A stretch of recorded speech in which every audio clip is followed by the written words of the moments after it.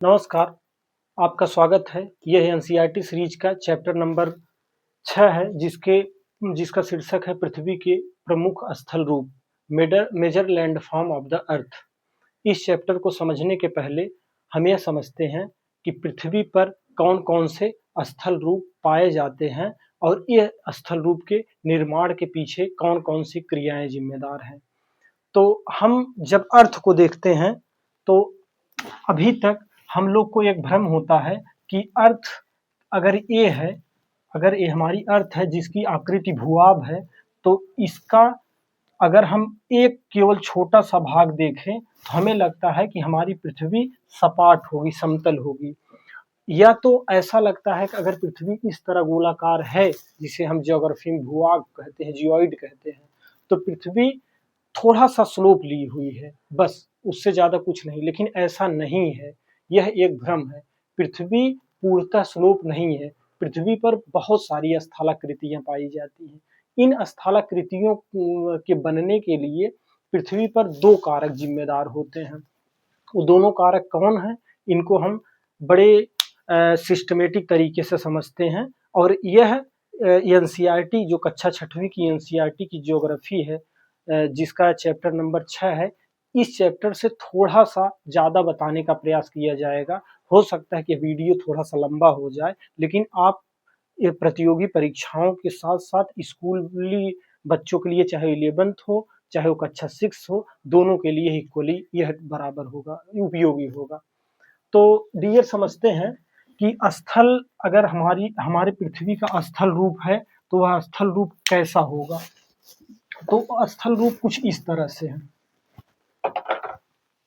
वही स्थल रूप अगर हम पृथ्वी पर देखेंगे तो हमें कभी पहाड़ दिखाई देंगे, तो कभी हमें पठार दिखाई देंगे, कभी हमें मैदान दिखाई देंगे। इतना ही नहीं, अगर कुछ और आगे हम बढ़ते हैं तो हमें समुद्र दिखाई देंगे। तो समुद्र तो भी किसी स्थल पर तो टिका हुआ है, समुद्र का जल भी तो किसी स्थल पर टिका हुआ है। ये जो स्थल है इसे हम महासागरीय बेसिन कहते हैं, और ये वाला जो स्थल है इसे हम महाद्वीप कहते हैं या महाद्वीपीय भूभाग कहते हैं। ये महाद्वीपीय भूभाग है, महाद्वीपीय भूभाग है, और ये महासागरीय भूभाग है। महासागरीय भूभाग को महासागरीय भूभाग न कहकर बल्कि महासागरीय बेसिन कहा जाता है। तो ये ठीक है, जो महाद्वीप है उस पे पर्वत है, पठार है, मैदान है। तो क्या महासागर केवल स्लोप है? ऐसा नहीं है। महासागर में भी छोटे छोटे पर्वत, गुंबद, जल के अंदर जो सागर का तल है, उस सागर के तल में भी बहुत सारी आकृतियां पाई जाती हैं। जब हम महासागरीय बेसिन को विस्तार पूर्वक समझेंगे, तब यह समझेंगे कि महासागरीय तल की आकृति कैसी होती है। तो सबसे पहले हम देखते हैं कि अगर पर्वत है, पठार है, मैदान है, इन सब के निर्माण के लिए कौन से कारक जिम्मेदार हैं? इनके निर्माण के लिए दो कारक जिम्मेदार हैं। वह कौन कौन से दो कारक हो सकते हैं, इसको देखते हैं। इसमें से एक कारक है जिसे हम कहते हैं आंतरिक कारक, और इंटरनल फैक्टर, आंतरिक कारक।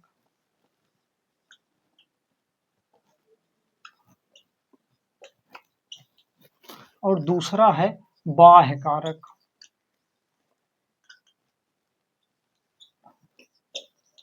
आंतरिक कारक क्या है?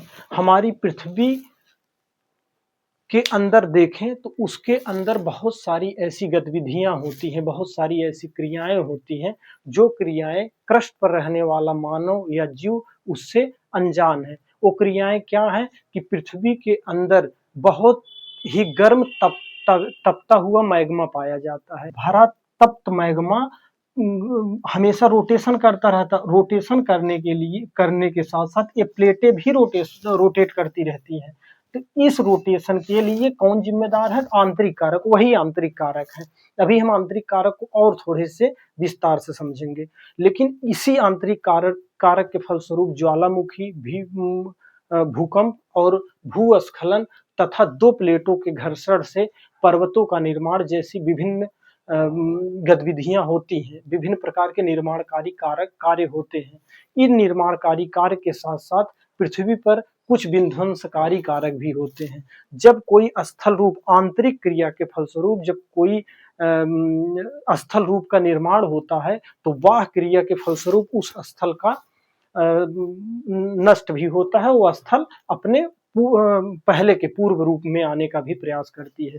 जैसे अगर कोई पर्वत बनता है तो वो पर्वत अपने आंतरिक गतिविधियों के कारण बनता है, लेकिन इस पर्वत में अगर घिसाव होता है, ये पर्वत अगर घिस जाते हैं या कोई मैदान अगर बनता है तो मैदान प्लेन है, लेकिन इस मैदान में ज्वालामुखी फट करके कोई पर्वत का निर्माण कर देती है, तो हो सकता है कि पर्वत फिर बाद में घिस जाए और घिस के फिर मैदान बन जाए।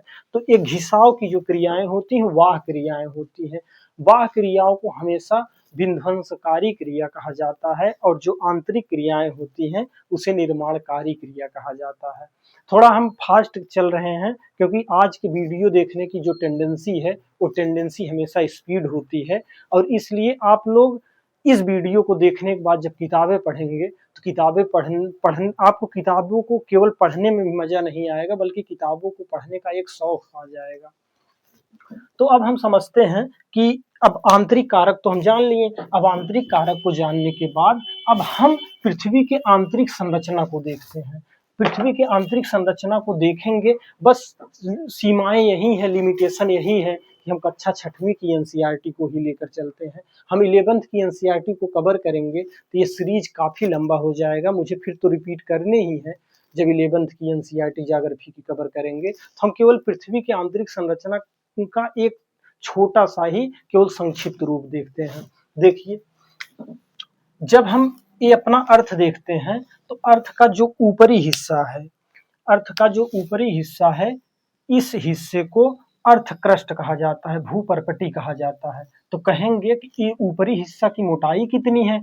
ये ऊपरी हिस्सा की मोटाई 0 से लेकर 100 किलोमीटर तक पाई जाती है। 0 से 100 किलोमीटर जो हमारी अर्थ है, इसके अर्थ के ऊपरी जो परत है इसे अर्थ क्रस्ट कहा जाता है। 0 से 100 किलोमीटर होता है। तो इसमें थोड़ी सी 1 मिनट समझते हैं 0 से 100 इतना लंबा अंतर क्यों रखा गया है? क्योंकि जो पर्वत है, पर्वत स्वयं क्रस्ट पर है और कितना ऊपर उठा हुआ है, उस पूरे क्षेत्र को अगर ये हमारा अर्थ क्रस्ट है और अर्थ क्रस्ट पर अगर हम किसी पहाड़ को लेते हैं तो वो क्रस्ट यहाँ से मापा जाएगा, और अगर वो क्रस्ट यहाँ से मापा जाएगा तो इसकी ऊंचाई सबसे ज्यादा हो सकती है, वही ऊंचाई 70 किलोमीटर तक की क्रस्ट हो सकती है। लेकिन जब हम मैदानी एरिया में आगे बढ़ेंगे और ये मैदानी एरिया के क्रस्ट को देखेंगे तो हो सकता है इसका कम हो, तो ये 30 ही किलोमीटर माना गया है। लेकिन जब हम यहीं से समुद्र में जाएंगे तो समुद्र का जो क्रस्ट है वो पतला होता है, लगभग उसका औसत 5 किलोमीटर होता है। तो ये हमारा अर्थ क्रस्ट है। अर्थ क्रस्ट एक ही क्रस्ट नहीं है पूरे अर्थ पर, बल्कि यह कई प्लेटों में विभाजित है, कई प्लेटों में भी विभाजित है। कुछ प्लेट ऐसे हैं कि जो प्लेट महासागरों को रोका हुआ है, महासागरी जल को, ऐसे महासागरी जल को रोका हुआ है। कुछ प्लेट ऐसे हैं जो महाद्वीप है, जिसपे महाद्वीपी भू आकृति है, और कुछ ऐसे प्लेट हैं जो दोनों का संक्रमण है, महाद्वीपी और महासागरी। कुछ हिस्सा महाद्वीप में उठ गए हैं, कुछ हिस्सा महासागर में है। तो ये सारे प्लेट पृथ्वी के ऊपर भूपर्पटी के रूप में है। भूपर्पटी ऊपरी हिस्सा है और ये पूरे प्लेट में विभाजित है, और इसकी मोटाई 0 से 100 किलोमीटर होती है। जब हम इसके अंदर जाते हैं तो यहाँ तक हमको एक संरचना देखने को मिलता है। ये जो मोटा वाला संरचना, यहाँ वाला संरचना है, इस संरचना को हम मेंटल कहते हैं, मेंटल नहीं मेंटल कहते हैं। जो मेंटल होता है उसका इससे इसकी दूरी जो होती है वो 2900 किलोमीटर होती है, 2900 किलोमीटर होती है। अब ये देखते हैं कि एक मेंटल है कैसा। ये मेंटल द्रवित अवस्था में है, ये मेंटल द्रवित अवस्था में है, और द्रवित अवस्था के साथ साथ यह भी 2 भागों में विभाजित है। कौन से 2 भाग हैं? जो इधर वाला मेंटल है, इस मेंटल को बाह्य मेंटल कहा जाता है, एक्सटर्नल मेंटल कहा जाता है, एक्सटर्नल मेंटल। और जो अंदर का है उसे इंटरनल मेंटल कहा जाता है, उसे इंटरनल मेंटल कहा जाता है, आंतरिक मेंटल कहा जाता है। जो एक्सटर्नल मेंटल है उसका 400 मीटर मोटा अगर लेयर है, कितना 400 किलोमीटर, मीटर नहीं सॉरी, कि अगर हम जहाँ मीटर बोल रहे हैं तो आज के सीरीज में कहीं मीटर नहीं होगा, सब किलोमीटर ही लगभग इधर होगा।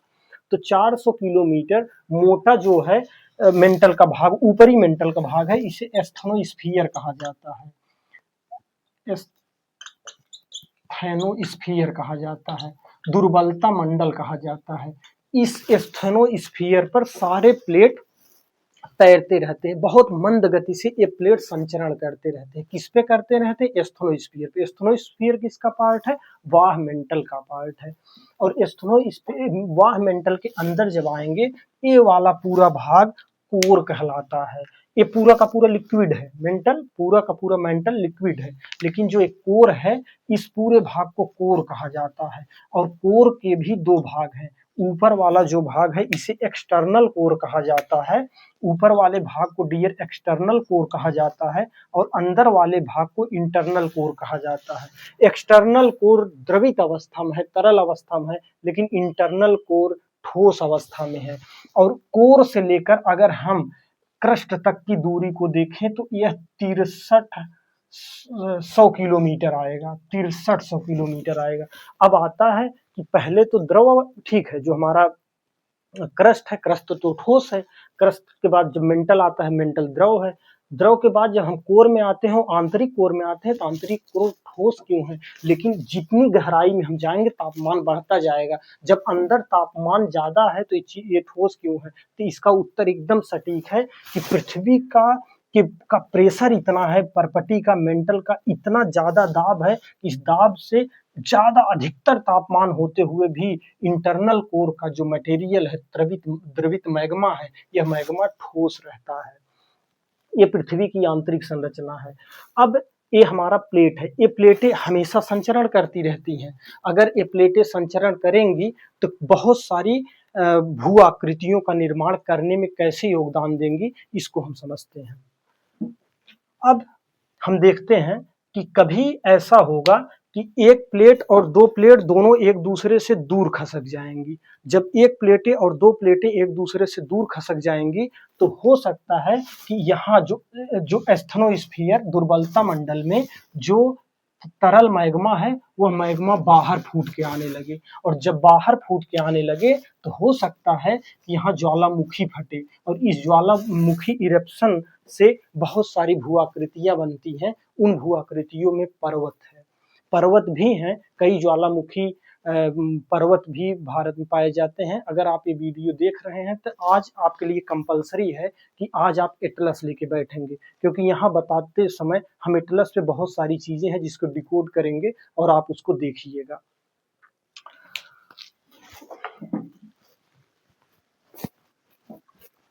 अब हम देखते हैं कि अगर दो प्लेटें हैं तो दो प्लेटों के टकराव से किस प्रकार के भू आकृतियां बनती हैं।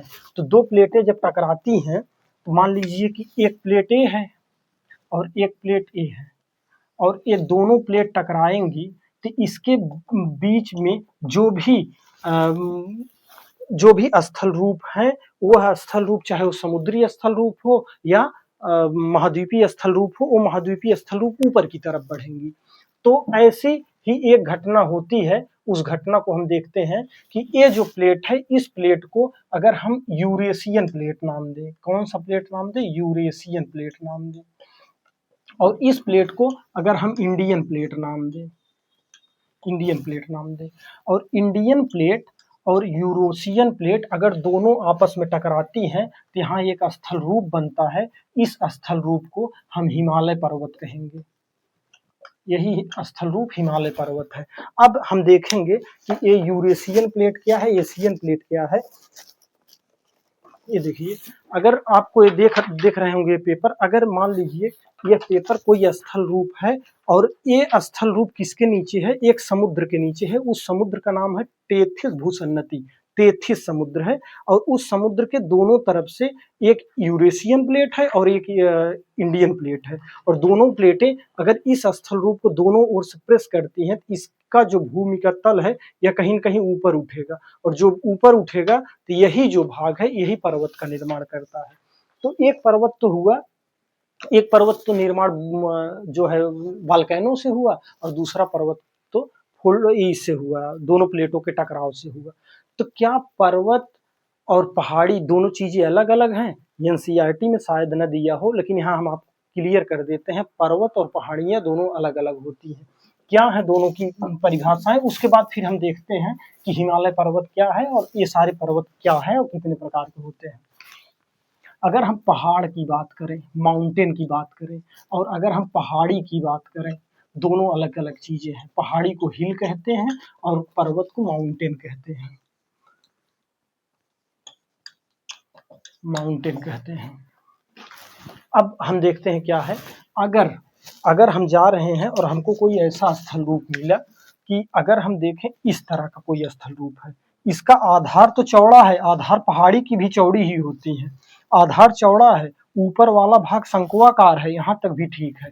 इसकी ऊंचाई अगर 600 मीटर से ऊंचा है, इसकी ऊंचाई 600 मीटर से ऊंची है और इसका जो ढाल है वो ज्यादा तीक्ष्ण है, तो हम इसे कहेंगे कि पहाड़ है। भारत में कितने परसेंट पहाड़ हैं? बड़ा अच्छा क्वेश्चन है। 10.5% भाग पर भारत में पहाड़ पाए जाते हैं। तो पहाड़ियाँ क्या हैं? अगर पहाड़ियों का आकार कुछ ऐसा होता है, ऊंचाई तो पहला नंबर तो 600 मीटर से कम होता है, 600 मीटर से कम होता है, और इसका ढाल तीक्ष्ण नहीं होता है बल्कि स्लोप लिए होता है, इसे हम पहाड़ी कहते हैं। भारत में पहाड़ी कितनी पाई जाती है? भारत में पहाड़ी 18.5% पर पहाड़ी पाई जाती है। अब हम देखते हैं कि पहाड़ कितने कितने प्रकार के होते हैं और हम छोटा छोटा मैप बनाकर उसको दिखाते जाएंगे, क्लास खोल के बैठेंगे और उसको देखेंगे।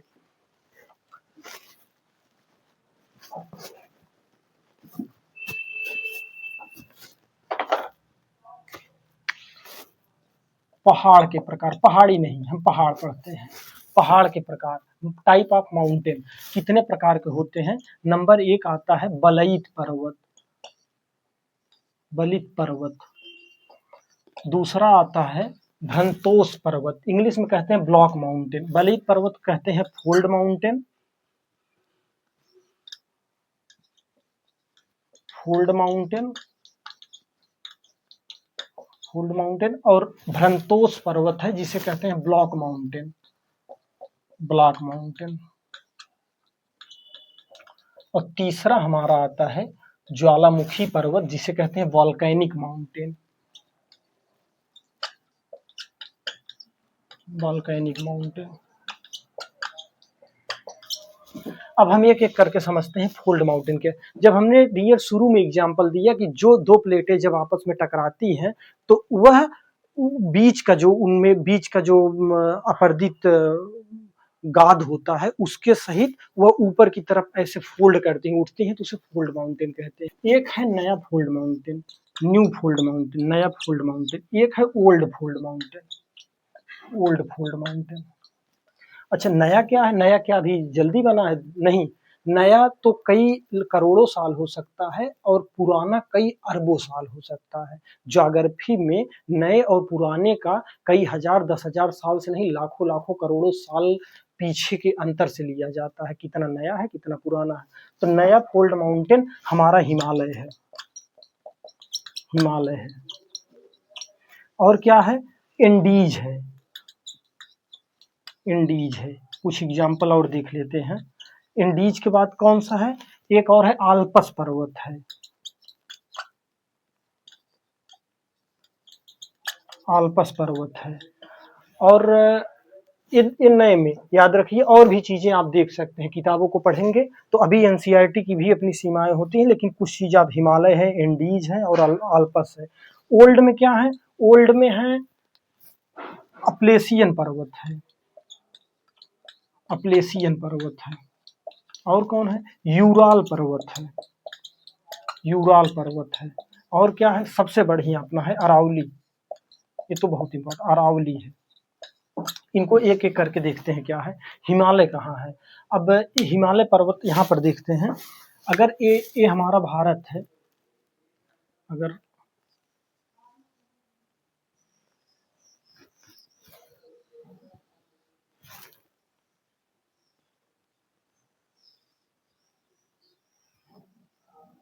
अगर ये हमारा भारत है तो भारत से पूरब से पश्चिम की ओर फैला हुआ एक पर्वत श्रृंखला है, उसे हिमालय कहते हैं। अब हिमालय का फैलाव कितना है, आप एटलस खोल के देख सकते हैं। हिमालय पूरब से पश्चिम की तरफ फैला हुआ है। हिमालय किन किन देशों में है, पूर्व पश्चिम से चलते हैं, अफगानिस्तान में है, पाकिस्तान में है, भारत में है, नेपाल में है, भूटान में है और बर्मा में है, म्यांमार में है और चीन में भी इसका कुछ हिस्सा है। नेपाल यहाँ तक फैला हुआ है, हिमालय फैला हुआ है। अब हिमालय किन दो प्लेटों के मिलन से बना है? हिमालय यूरेशियन और इंडियन दोनों प्लेटों के आपसी टकराव से उभरा हुआ है हिमालय। क्या ये नया माउंटेन है? इसका प्रमाण क्या है? क्योंकि ये जो 8,848 मीटर हम पढ़ते रहते हैं, ये 8,848 फिक्स नहीं है। किसी किताब में 8,849 मिलेगा, किसी में 50 भी मिल सकता है। क्यों? क्योंकि जो हिमालय की ऊंचाई है वह लगातार बढ़ती रहती है। ये हिमालय के दोनों प्लेट आपस में इस समय भी आपस में एक दूसरे के साथ करीब में जुड़ते जा रहे हैं, आते जा रहे हैं, पास आते हैं, जिससे वो ऊपर की तरफ उठ रहा है उसका आधार तल, तो ऊंचाई बढ़ेगी। अच्छा, कभी क्या होता है कि जब इन दोनों प्लेटों में झटका होता है, तब हमारे यहाँ भूकंप महसूस होता है। अप्रैल 2015 की घटना है, जब नेपाल के काठमांडू में भूकंप ने अपना कहर बरपाया था। 7.8 रिएक्टर स्केल का भूकंप आ गया था। क्यों आया था? क्योंकि यूरेशियन और इंडियन प्लेट आज भी एक दूसरे के पास आ रही हैं और उसमें छोटा सा झटका या कंपन होना लाजमी है, और ऐसा होता है तो वह एक निर्माणकारी प्रक्रिया है। लेकिन हम मानव समाज के लिए, हम मानवीय जीवन के लिए भूकंप एक विनाशकारी तो साबित होता ही होता है, लेकिन ज्योग्राफी के हिसाब से वह हिमालय के लिए निर्माणकारी प्रक्रिया है। हिमालय का आज भी निर्माण हो रहा है, अर्थात हिमालय जो है वह नवीन पर्वत है। दूसरा पर्वत हम एंडीज देखते हैं। अगर हम दक्षिण अमेरिका देखें, अभी हम अगर हम दक्षिण अमेरिका देखें, ये हमारा दक्षिण अमेरिका का मैप है। अगर ये हमारा दक्षिण अमेरिका का कुछ ऐसा मैप है, तो हम देखेंगे कि यहाँ पर बहुत लंबा एक श्रृंखला है। जो सबसे लंबी पर्वत श्रृंखलाएं क्या है? पर्वत जैसे एक चोटी है ना, एक चोटी है, एक चोटी, दो चोटी, ऐसे ऐसे ऐसे अगर पर्वत बहुत दूर तक फैला हो तो उसे श्रृंखला कहते हैं। दुनिया की सबसे लंबी पर्वत श्रृंखला एंडीज है, जो दक्षिणी अमेरिका महाद्वीप में है। ये एंडीज पर्वत है। तीसरा हमने नया माउंटेन में बताया कि आल्पस पर्वत। आल्पस पर्वत कहाँ है? यूरोप का मानचित्र बनाना पड़ेगा। अगर ये हम यूरोप हमारा है, तो ये हमारा, अगर ये स्विट्जरलैंड, ये जहां हमने बनाया है, अगर ये स्विट्जरलैंड है, नीचे इटली है, तो स्विट्जरलैंड, स्लोवाकिया और ऑस्ट्रेलिया नहीं, ऑस्ट्रिया, यहाँ तक एक पर्वत फैला हुआ है। इस पर्वत को आल्पस पर्वत कहा जाता है। अब ये हमारे तीनों आल्पस पर्वत, हिमालय पर्वत, एंडीज पर्वत, तीनों न्यू फोल्ड माउंटेन है। अब ओल्ड फोल्ड माउंटेन क्या होते हैं? ओल्ड फोल्ड माउंटेन, नई पुरानी वलयित पर्वत क्या है? इनके दो विशेषताएं हैं। नंबर एक, ऊंचाई तो कम है। क्यों ऊंचाई कम है? ऊंचाई कम है, क्यों कम है? क्योंकि ये बहुत पुरानी है, तो नीचे से तो एक बार बनी थी, लेकिन ऊपर इनका घिसाव हो गया, ये घिसती चली गई। और दूसरा, एक गुंबदाकार गोलाकार दिखाई देती है, गोलाकार दिखाई देती है। और ये कौन है? अपलेशियन पर्वत। जब हम अमेरिका देखते हैं, उत्तर अमेरिका का भाग देखते हैं, तो उत्तर अमेरिका का जो भाग है, उसका जो ये पूर्वी हिस्सा है, ये पूर्वी हिस्सा अपलेशियन पर्वत का है। यह घिस चुका है, घिस करके इसकी हाइट कम हो गई, गोलाकार दिखती है। दूसरा हमने देखा कि जब मैप हम पढ़ रहे थे, तो उसमें देखा था यूराल पर्वत, जो एशिया और यूरोप को अलग करता है। इस यूराल पर्वत भी ओल्ड फोल्ड माउंटेन है। और सबसे अच्छा हम देखते हैं अपने अरावली पर्वत को। अरावली पर्वत दुनिया का सबसे पुराना, अरावली पर्वत दुनिया का सबसे पुराना फोल्ड माउंटेन है, वलयित पर्वत है। और यह घिस करके काफी अपने अस्तित्व तो बचा ही हुआ है, लेकिन काफी घिस चुकी है। और इसका भारत में हम देखते हैं कहां से कहां तक विस्तार है। लगे हाथ देख लेते हैं अरावली का कहां से कहां तक विस्तार है। अगर ये हमारे भारत का दक्षिणी भाग है, तो उत्तरी भाग कहीं यहाँ गुजरात है,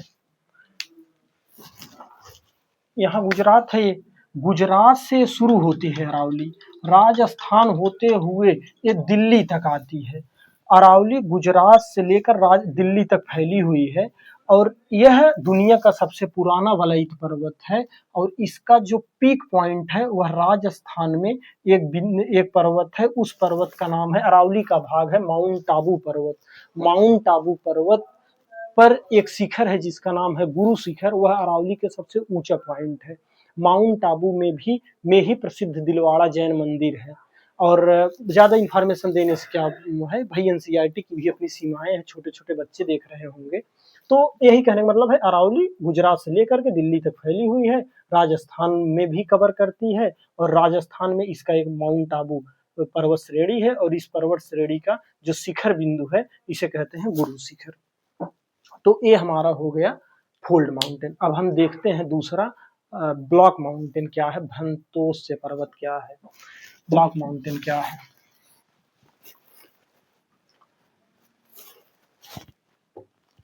अगर ये हमारा लैंडफॉर्म है, एकदम समतल है, सपाट है। अगर इसमें से यहाँ से दोनों से ये चीजें धस जाएं और धस के ऐसे नीचे आ जाए, ऐसे हो जाए, तो यहाँ पर खड़ा हुआ कोई आदमी अगर इधर देखेगा तो उसके लिए ये तो पर्वत ही है। यहाँ अगर खड़ा हो कोई आदमी देखेगा ऊपर की तरफ तो उसके लिए पर्वत है। इस पर्वत को ब्लॉक माउंटेन कहा जाता है। ऊपर वाला जो ये भाग है इसे हर्ट्स कहा जाता है, हर्ट्स कहा जाता है, हर्ट्स कहा जाता है। नीचे वाला जो भाग है इसे ग्रेबोन कहा जाता है, ग्रोबेन कहा जाता है, ग्रोबेन कहा जाता है, इसे हर्ट्स कहा जाता है। तो ये इस पर्वत श्रेणी का क्या एग्जाम्पल है, ब्लॉक पर्वत का। ब्लॉक पर्वत का जो जर्मनी है, जर्मनी में राइन नदी बहती है, बहुत फेमस नदी है, वो नदी ब्लॉक पर्वत का एग्जाम्पल है। ब्लॉक पर्वत सिंपल कोई लैंडफॉर्म है, उसका एक हिस्सा नीचे धस गया है, या हो सकता है ऊपर ही उठ गया हो सकता है ऐसा भी हो सकता है और ऐसा भी हो सकता है, नीचे ही धसा ना हो, ऐसा भी हो सकता है। कोई लैंडफॉर्म है, अब इस लैंडफॉर्म का इतना बड़ा हिस्सा ऐसे ऊपर की तरफ उठ गया हो तो भी तो पर्वत बना लेगा, तो इसे कहते हैं ब्लॉक माउंटेन। तो ब्लॉक माउंटेन जो जर्मनी की राइन है वहां पे उसका राइन नदी जो बहती है उसकी जो घाटी है वो घाटी ब्लॉक माउंटेन का एग्जाम्पल है। भारत में इसका क्या एग्जाम्पल है, बहुत ही सटीक एग्जाम्पल है और परीक्षाओं में भी पूछा जाता है। जब परीक्षाओं में भी पूछा जाता है, जब इसका देखें हम, दक्षिण भारत में एक पर्वत है जिसका नाम है सतपुड़ा पर्वत, सतपुड़ा पर्वत। ये जो सतपुड़ा पर्वत है और विंध्य पर्वत है, सतपुड़ा और विंध्य पर्वत, ये दोनों पर्वत ब्लॉक माउंटेन की एग्जाम्पल है। विंध्य पर्वत था, सतपुड़ा पर्वत था, बीच का जो भाग था वो धस गया, और जो धस गया इससे होकर नदी बहती है। अगर यहाँ हम एक चित्र बनाए रेखा चित्र बनाए तो कितना बढ़िया बनेगा। देखिए, अगर मान लीजिए ये जो एरिया है, ये एरिया हमारा विंध्य पर्वत का है, यहाँ हमारा विंध्य पर्वत है, यहाँ तक ठीक है, विंध्य पर्वत है, और यहाँ ये धस गया नीचे। फिर ये एरिया जो है इसे हम सतपुड़ा पर्वत कहते हैं, सतपुड़ा पर्वत कहते हैं। तो बीच से कोई नदी बहेगी, इस नदी को हम कहते हैं नर्मदा नदी, यही नदी नर्मदा है। और इधर जो है एक अजंता की पर्वत आती है, अजंता की पर्वत और सतपुड़ा पर्वत की जो घाटी है, इस घाटी से एक नदी होकर बहती है, जो कहते हैं ताप्ती नदी। ये नॉर्थ है, ये साउथ है। जब हम दक्षिण भारत में जाएंगे तो यहाँ पर विंध्य है, विंध्य के बाद एक नदी बहती है, उस नदी का नाम नर्मदा नदी है। फिर यहाँ सतपुड़ा पर्वत है, सतपुड़ा पर्वत के बाद फिर एक घाटी आती है, उस घाटी में ताप्ती बहती है, फिर यहाँ अजंता पर्वत है। उम्मीद करते हैं समझ गए होंगे, नहीं तो आपको किताबें तो पढ़ना ही पड़ेगा। उसके बाद हम देखते हैं ब्लॉक पर्वत, हमारे यहाँ हो गया। ब्लॉक पर्वत के बाद हम देखते हैं वॉल्केनिक पर्वत, ज्वालामुखी पर्वत। होता क्या है, जब ज्वालामुखी इरप्शन होता है, जब ज्वालामुखी इरप्शन होता है तो कुछ ऐसा होता है। अच्छा, होता कैसे, मान लीजिए दो प्लेटें हैं और ये प्लेटें हैं, दोनों प्लेटें किसी कारण बस सबमर्ज कर गई एक दूसरे में। और मान लीजिए सबमर्ज कर गई और इसके बाद ये प्लेट इसके ऊपर चढ़ गई, तो इसका ये वाला जो हिस्सा है प्लेट वाला सब, ये तो नीचे आएगा, और नीचे आएगा तो यहाँ है एस्थेनोस्फीयर में मैग्मा जो कितने हजारों डिग्री सेंटीग्रेड गर्म है, तो ये वाला जो पोर्शन है तो पिघल जाएगा, और पिघल जाएगा तो ये ऊपर की तरफ थ्रस्ट करेगा। जब ऊपर की तरफ थ्रस्ट करेगा तो यहाँ वोल्केनिक इरप्शन होने के ज्यादा चांस है। जो वोल्केनिक इरप्शन है वो इस तरह होता है, ज्वालामुखी विस्फोट। अब ये बनाता है गुंबद, ये गुंबद बनाता है, और यही ये जो गुंबद बनाता है, ये गुंबद किसका बना होता है, तो ये बना होता है लावा का। तो लावा क्या है, जो एस्थेनोस्फीयर में गरम तरल मैग्मा पदार्थ है उसे मैग्मा कहते हैं। जब वह छेद करके ऊपर आकर के गोला बना लेता है, गुंबद बना लेता है, तो उस गुंबद को बनाने के लिए जो आया तरल पदार्थ, जब वो धरती के ऊपर आ गया तो लावा हो गया, धरती के नीचे था तो मैग्मा था। तो कहने का मतलब है केवल तरल पदार्थ आते हैं नहीं, इसके साथ ना छोटे छोटे गर्म पत्थर भी आते हैं। इन पत्थर को लावा बम भी कहा जाता है, लावा बम कहा जाता है। तो ये क्या करते हैं, ये भी पर्वत का निर्माण करते हैं। इनका एग्जाम्पल क्या है, इनका एग्जाम्पल है जापान में, एनसीईआरटी दी हुई है शायद, जापान में फ्यूजियामा एक पर्वत है जापान का, वो वोल्केनिक पर्वत का एग्जाम्पल है। और वोल्केनिक पर्वत का एग्जाम्पल दक्षिण यहाँ अफ्रीका में जो माउंट किलीमंजारो है वो भी वोल्केनिक पर्वत का एग्जाम्पल है। तो एनसीईआरटी दो ही दी हुई, वहाँ अफ्रीका का किलीमंजारो, माउंट किलीमंजारो, और जापान का फ्यूजियामा, ये दोनों वोल्केनिक पर्वत के एग्जाम्पल है। अब इसी के साथ पर्वत निर्माण की प्रक्रिया से हमें समझें कि पर्वत कितने हैं, कि पर्वत की अपनी क्या क्या विशेषताएं होती हैं। पर्वत की विशेषताएं बड़ी इंटरेस्टिंग हैं, समझते हैं। पर्वत जितने हैं, खासकर हम अपने हिमालय पर्वत को ही ध्यान में रख के चलेंगे। यहाँ पर हिमानियाँ पाई जाती हैं। हिमानियाँ क्या है, हिमानियाँ ग्लेशियर होती हैं। हिमानी को ग्लेशियर इंग्लिश में कहा जाता है, तो होती ही है। जब पर्वत पे दो घाटी, ये है ना, एक घाटी है, घाटी के बीच में बर्फ रहता है, और वह बर्फ बड़े धीरे गति से संचरण मतलब एक स्थान से दूसरे स्थान पर मूवमेंट करता है बड़े धीरे गति से, तो इसे हम कहते हैं बर्फ की नदियां। बर्फ की नदियों को एकदम ज्योग्राफी की भाषा में हिमानी कहा जाता है। ठीक है, यह हिमानी क्या होती हैं, यह नदियों के लिए, जो हमारी मीठी पानी की नदियां बहती हैं मैदानी एरिया में, इनके लिए जल स्रोत का काम करती हैं। और क्या पर्वत की विशेषताएं हैं, हमारे यहाँ जो हिमालय है, अगर ये हमारा भारत है, प्यारा भारत है, ये तो मैप हमेशा रहना चाहिए।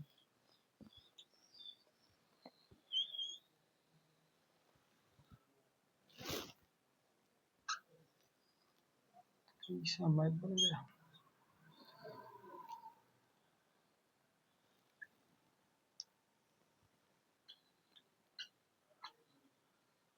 अगर ये हमारा भारत है, तो यहाँ पर जो हिमालय है, हिमालय यहाँ से लेकर यहाँ तक फैला हुआ है। यहाँ अफगानिस्तान के यहाँ से लेकर म्यांमार तक फैला हुआ है। यह क्या करता है, जो हमारा नॉर्थ पोल है, नॉर्थ पोल के एरिया के पास जितनी जो क्षेत्र है उसे साइबेरिया कहा जाता है। यहाँ की बहुत ठंडी हवाएं होती हैं। अगर ये हमारा हिमालय नहीं होता तो साइबेरिया की पूरी हवाएं हमारा दक्षिण एशिया का जो क्षेत्र है, भारत, पाकिस्तान, श्रीलंका और नेपाल, भूटान, ये सारे पड़ जाते साइबेरिया की ठंडी हवाओं में, और जीवन दुर्लभ हो जाता। उसके बाद और इनका क्या है, जब मानसूनी जलवायु आती है तो पर्वत इनके बीच में बाधा उत्पन्न करता है। मान लीजिए इधर से जलवायु आ रही है, दक्षिण पश्चिम की जलवायु, तो ये पर्वत उनके बीच में बाधा उत्पन्न करेगा। जब बाधा उत्पन्न करेगा तो क्या होगा, मान लीजिए ये हमारा पर्वत है, और इधर से आई जलवायु, कौन जलवायु आई, मानसूनी जलवायु आई, और मानसूनी जलवायु कहाँ चढ़ रही है, अब ये पर्वत के सहारे ऊपर चढ़ रही, बाधा पहुंच गई। अब जब पर्वत के सहारे ऊपर चढ़ रही है तो यहाँ पर ऊपर चढ़ते समय हो जाती है ठंडी, और जब ठंडी हो जाती है तो बन जाते हैं बादल, और बादल कहाँ बन जाते हैं, यहीं पर बादल बन जाते हैं, और बादल बन करके यहाँ पर मूसलाधार बरसात होने लगता है। तो एनसीईआरटी कहा है कि आप जानते रहिए कि बादल के ऊपर भी पर्वत होते, माने आप पर्वत के शिखर के नीचे भी बादल बनते हैं। एनसीईआरटी इतना कह दिया, लेकिन इसको अगर हम बहुत गहराई समझें तो यही देखेंगे कि मानसूनी हवाएं आ रही हैं, ऊपर चढ़ रही हैं, और मानसूनी हवाएं आर्द्रता युक्त हैं, और जब आर्द्रता युक्त हैं, ऊपर चढ़ रही हैं, तो कहीं न कहीं पर्वत के शिखर के पहुँचने के पहले बादल बना लेंगी, और बादल बना लेंगी तो मूसलाधार बरसात होगा। और यह व्यवहारिक घटना देखने को मिलती है मेघालय के खासी पर्वत के मानसीराम में, जहाँ पर भारत में सबसे ज़्यादा बरसात होती है। मानसीराम मेघालय में एक पहाड़ी है, उस पहाड़ी का नाम है खासी पहाड़ी है, गारो खासी जयंतियाँ 3 पहाड़ियाँ हैं, खासी पहाड़ियों के में इस चीज़ देखने को मिलती है। इंटरनेट पे दिखाता है कि वहाँ की पहाड़ियाँ जो है गुफाकार ऐसी कुछ हैं, तो वहाँ से होकर के जब मानसूनी हवाएं, आर्द्रता युक्त हवाएं चलती हैं दक्षिण पश्चिम की, तो पहाड़ों से ऐसे टकराती हैं और वहाँ बरसात करती हैं। उसके बाद पहाड़ियों की और क्या विशेषताएं हैं? पहाड़ियाँ जल स्रोतों के साथ साथ, बरसात के साथ साथ यहाँ पर बहुत सारी औषधि वाले छोटे छोटे पौधे और वृक्ष। हम पहाड़ों की विशेषताओं को जानने के बाद हम देखते हैं कि पहाड़ों की क्या क्या चुनौतियां हैं और क्या क्या प्रासंगिकताएं हैं। तो चुनौतियां ये हैं कि आज मैदानी एरिया ज़्यादा विकसित है और पहाड़ी एरिया कम विकसित है। क्यों पहाड़ी एरिया क्यों कम विकसित है? तो इसके लिए कई कारण हैं। कौन है? जब हम पहाड़ों को देखते हैं तो पहाड़ों में सबसे पहला जो प्रॉब्लम है वो है जल समस्या। पहाड़ है, वहाँ पे ग्लेशियर है, लेकिन जल की एक बहुत विकट समस्या। क्यों? क्योंकि वहाँ भौमगत जल नहीं होता है। भौमगत जल अगर निकालेंगे भी तो बहुत कॉस्टली पड़ेगा और उनके लिए यह बहुत महंगा सौदा साबित होगा। तो क्या करते हैं कि जल के लिए झीलों पर और छोटे छोटे नदी स्रोतों पर काफ़ी दूर से उनको पानी की व्यवस्था करनी पड़ती है। दूसरी चीज़ क्या है इसके जल के बाद? दूसरी है यातायात व्यवस्था, परिवहन व्यवस्था। जो परिवहन है वो समस्या है। अगर दूर किसी पहाड़ी क्षेत्र में किसी की भी कोई बीमार हो जाए तो फिर उसको पगडंडी मतलब पतली पीच की सड़क से जाना पड़ता है। वहाँ पे सड़क कैसे बने? इतनी ऊंची चढ़ान है, फिर उतरना पड़ता है, फिर चढ़ना पड़ता है, बहुत कॉस्टली हो जाता है। दुर्गम सारे एरिया, सुदूर एरियाओं में जा करके सड़क की निर्माण कर दे। और जब सड़क नहीं जाएगा तो डाटा केबल, जो फाइबर केबल होता है, वो भी नहीं जाएगा। तो वहाँ पे संचार की भी समस्याएं उतनी हैं, संचार की भी समस्याएं हैं। अच्छा, इसके साथ जो बचा खुचा कसर होता है वो जाता है वहाँ प्राकृतिक आपदाओं द्वारा। पहाड़ों पर प्राकृतिक आपदाएं अक्सर घटा करती हैं। कभी भूस्खलन की समस्याएं, जब ठंडी की आता है तो इतनी ज़्यादा बर्फबारी होती है, उनके स्वयं के रहवास पे समस्याएं हो जाती हैं।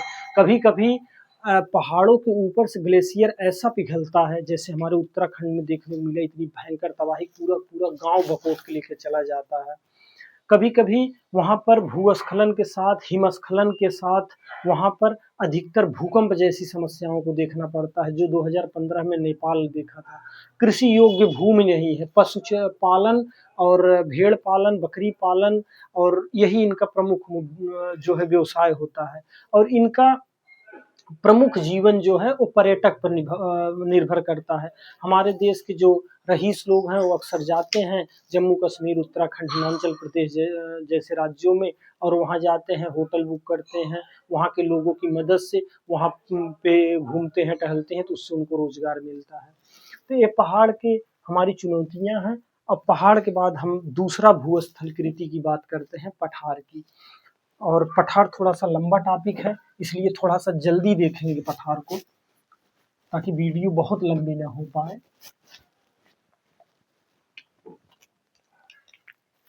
पहले तो ये जाने पठार है क्या, फिर पठार को हम देखेंगे कितने प्रकार के पठार हैं। जो सामान्य लैंडफॉर्म है, मतलब मैदानी एरिया है, मैदानी एरिया से ऊंचे उठा हुआ भाग।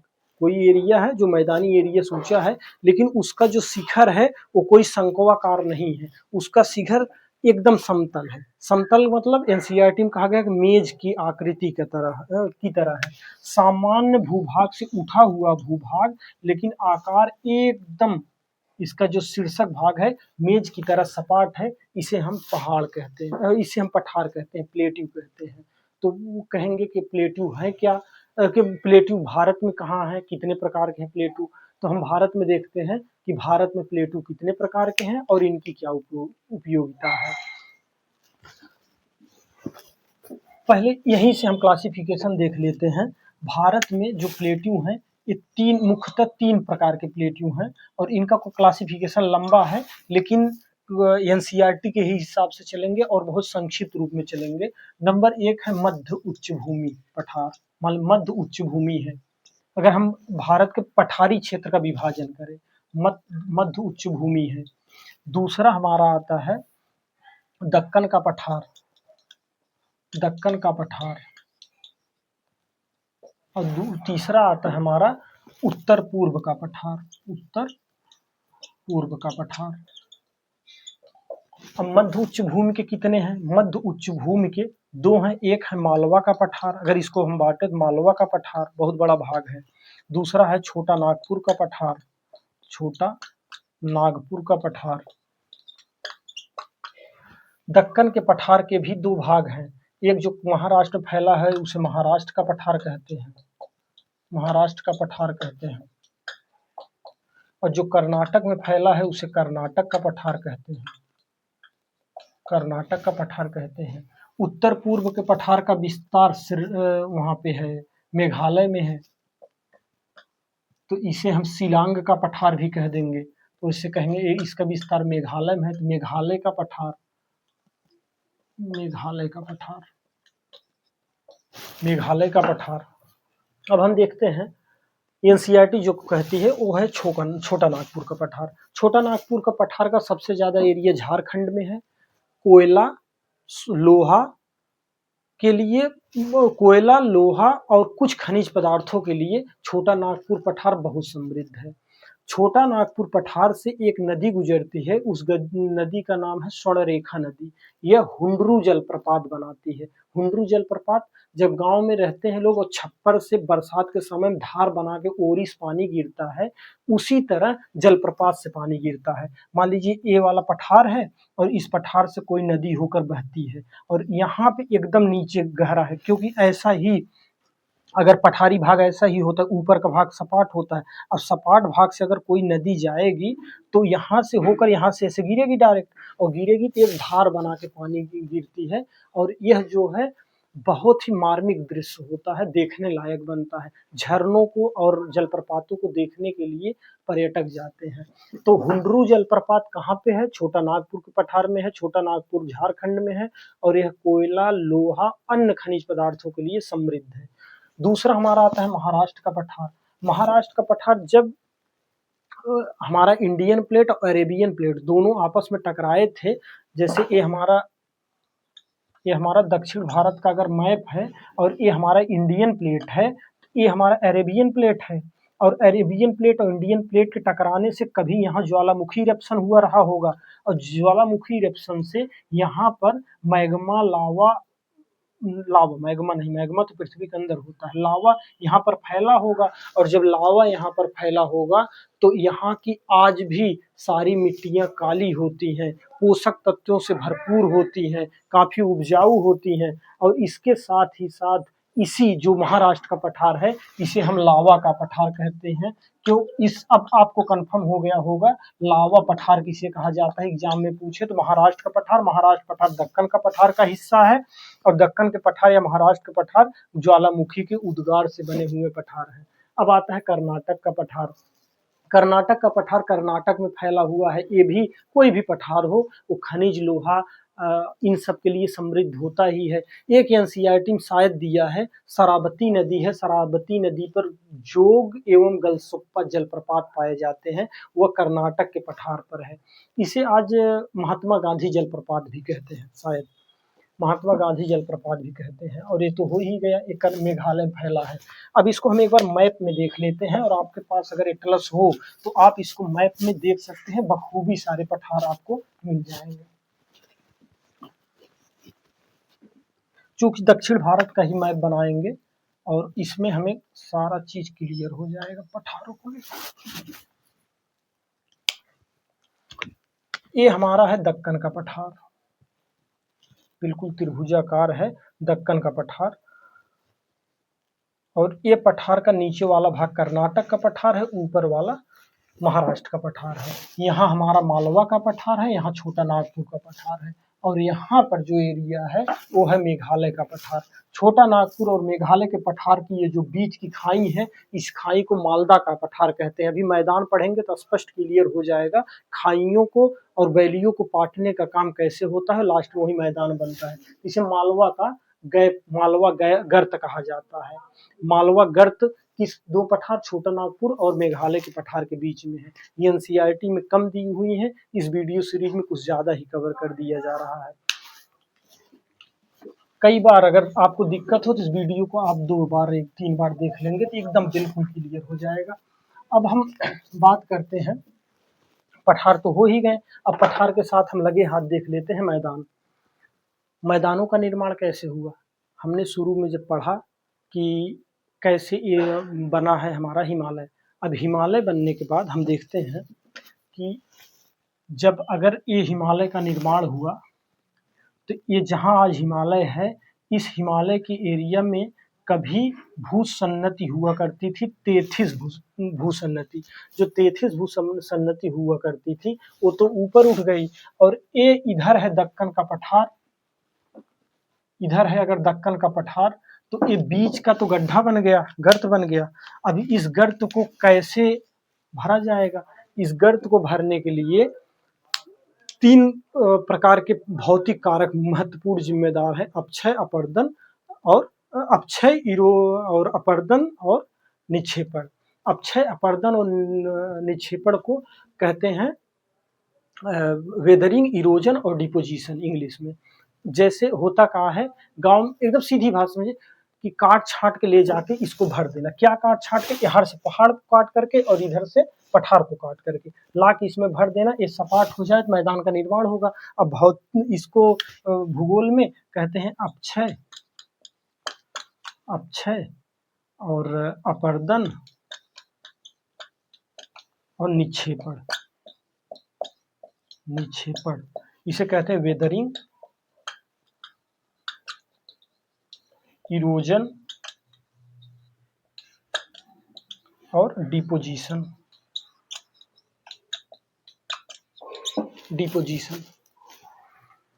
जब कोई मिट्टी का टुकड़ा कहीं से काटा जाए, कैसे काटा जाए, जल के द्वारा हो सकता है, वायु के द्वारा हो सकता है, ग्लेशियर के द्वारा हो सकता है, वनस्पतियों के द्वारा हो सकता है, उसको वहां से काट दिया जाए, तोड़ दिया जाए। भंग होता है जमाव हो जाना, एक स्थान पे आके जम जाना।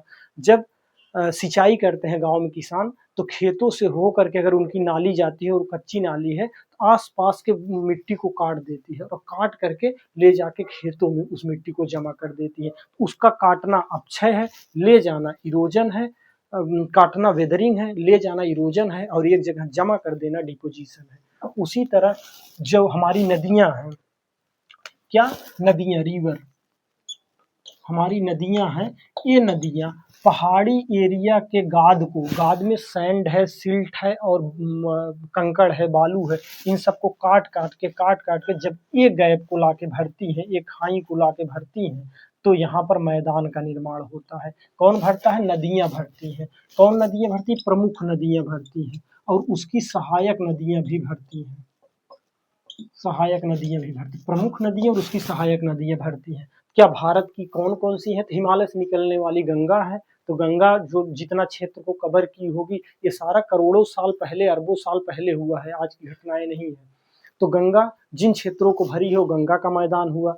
ब्रह्मपुत्रा जिन क्षेत्रों को आज लाके फिल करके वो ब्रह्मपुत्रा का मैदान हुआ। वैसे चीन में यांगसे नाम है, वो नदी जो क्षेत्र को लाकर डिपोजिट करके मैदान का निर्माण की है, उसे हम कहते हैं यांगसिंग मैदान चीन में है। और भारत में जो है वो है गंगा और ब्रह्मपुत्रा का महत्वपूर्ण, और गंगा ही केवल नहीं है, गंगा की भी सहायक नदियां हैं और ब्रह्मपुत्रा की भी सहायक नदियां हैं, जो मैदानों के निर्माण में महत्वपूर्ण भूमिका निभाई है।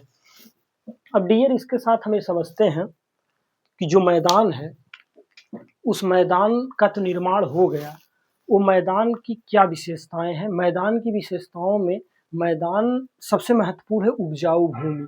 जो नदियाँ अपने द्वारा मिट्टी लाई गई करोड़ों साल पहले, वो तो आज बांगर हो गई हैं, थोड़ी कम उपजाऊ हैं, उनके लिए उर्वरक और खाद को डालना ज़रूरी है।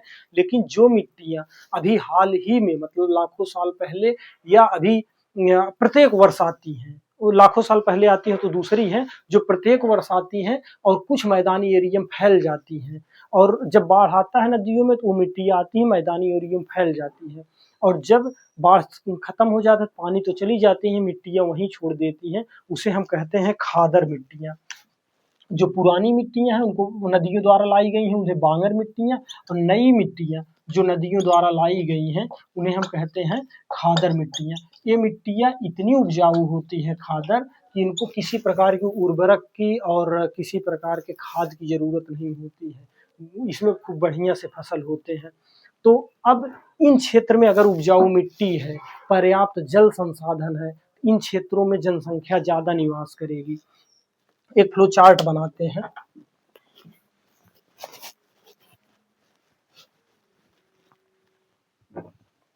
अगर मैदान है और वो मैदान कौन है, गंगा का मैदान है एग्जाम्पल के तौर पर, गंगा और उसकी सहायक नदियों का मैदान है, तो उपजाऊ ज़्यादा है,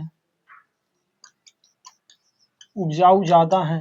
जब उपजाऊ ज़्यादा है तो इसके लिए पर्याप्त जल की व्यवस्था है, तो यहाँ पे जनसंख्या ज़्यादा ज़्यादा है, जनसंख्या ज़्यादा निवास करती है।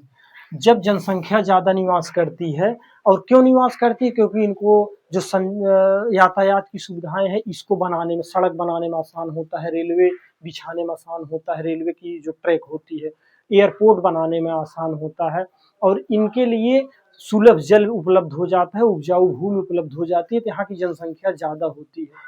अब ज़्यादा जनसंख्या हुई यहाँ तक तो ठीक था, अब इस जनसंख्या से जो ज़्यादा जनसंख्या हुई यहाँ तक तो ठीक था, लेकिन इस जनसंख्या से समस्याएं क्या उत्पन्न हुई, ये जनसंख्या संसाधन के अंधाधुंध प्रयोग करने लगी। जब संसाधन का अंधाधुंध प्रयोग होगा, गाड़ियाँ अनगिनत हो गई, हर परिवार में गाड़ियाँ, परिवार क्या हर व्यक्ति के पास गाड़ियाँ हैं। उसके बाद भूमि पर मकान निर्माण करना, सिंगल यूज प्लास्टिक खूब यूज करना, उसके बाद जल को जितनी भी मलिन बस्ती हैं, शहर हैं, उनके सीवेज जितने सीवेज का जितना पानी है सब के सब नदी में बहा देना, जितने कूड़ा है सारे झीलों, नदियों, तालाबों की तरफ फ्लो कर देना। उसके बाद जो भूमि है उसमें अंधाधुंध इंसेक्टिसाइड, पेस्टिसाइड इनका प्रयोग करना, क्योंकि इनकी सबसे ज़्यादा ज़रूरत थी हमारे जनसंख्या, बहुत बड़ी जनसंख्या का भरण पोषण करना, और ये सब जन्म देती है बहुत बड़ा कारक प्रदूषण का, और यही होता है कि यह मानव जीवन के लिए दूभर साबित हो जाती है। नवंबर और दिसंबर का महीना इतनी समस्याएं दिल्ली, एनसीआर और उसके पास के क्षेत्रों में आती है कि वहाँ के लोगों को सांस लेना दूभर हो जाता है, जिसका प्रमुख कारण अब पराली कम एनसीआर और उसके आसपास के क्षेत्रों में और दिल्ली में जो गाड़ियां हैं, फोर व्हीलर है, टू व्हीलर है, इनके द्वारा निकाले गए जो धुएं होते हैं उनका है। तो अब इसके लिए क्या, ये तो समस्याएं हो गई, अब इनके समस्याओं के लिए एनसीईआरटी भी थोड़ी सी इंडिकेट की हुई है, इनकी समस्याओं के लिए सरकार भी कदम उठा रही है। वो कदम ये है कि सरकार ने 2014 को 2 अक्टूबर 2014 को स्वच्छ भारत मिशन लेकर आई, और जब स्वच्छ भारत मिशन लेकर आई तो उसने यही इंडिकेट करने की कोशिश किया कि जिस प्रकार स्वस्थ मस्तिष्क का वास स्वस्थ शरीर में होता है, उसी प्रकार स्वस्थ शरीर के लिए भी तो स्वस्थ वातावरण और पर्यावरण चाहिए। तो शुद्ध जल हो, शुद्ध मिट्टी हो और शुद्ध वायु हो, इसके लिए सबसे पहले सरकार ने बड़े-बड़े महानगरों में सीवर ट्रीटमेंट प्लांट तो लगाया ही लगाया, हर घर शौचालय योजना के तहत शौचालय बनाने की भी मुहिम चलाई, और सरकारी डाटा के अनुसार लगभग 80% क्षेत्रों में शौचालय का निर्माण हो गया है, और शहर में तो 100% ODF free, open defection free हो गया, खुले में शौच से मुक्त हो गया है। और हाँ, हालांकि जो व्यवहारिक डाटा हो तो अलग ही है, उसका तो कागजी डाटा अलग ही होता है। सरकार कहती है कि शहरी क्षेत्रों में 100% शौचालय खुले में शौचालय मुक्त हो गया है, और ग्रामीण से क्षेत्रों में जो है 80% से ज़्यादा हो गया, कोई कोई डाटा 90-95% बताती है। उसके बाद जो हमारे यहाँ जल की प्रदूषण की समस्याएं हैं, इससे निपटने के लिए, जल संरक्षण के लिए हर ग्राम पंचायत में अमृत सरोवर की स्थापना, तालाब बनाया जा रहा है सरकारी कोटा से, और तालाब में जल को संरक्षण करने की बात की कर रही है। सरकार बहुत सारी चीज़ों के निपटने के लिए, वायु प्रदूषण से भी निपटने के लिए ग्रीन सिटी की बात करती है। सरकार तो बात करेगी ही करेगी, लेकिन इसमें हम नागरिकों का भी योगदान भरपूर होना चाहिए। तो ये ले अपनी बातों को हम खत्म करते हैं। जय हिंद, बहुत बहुत धन्यवाद।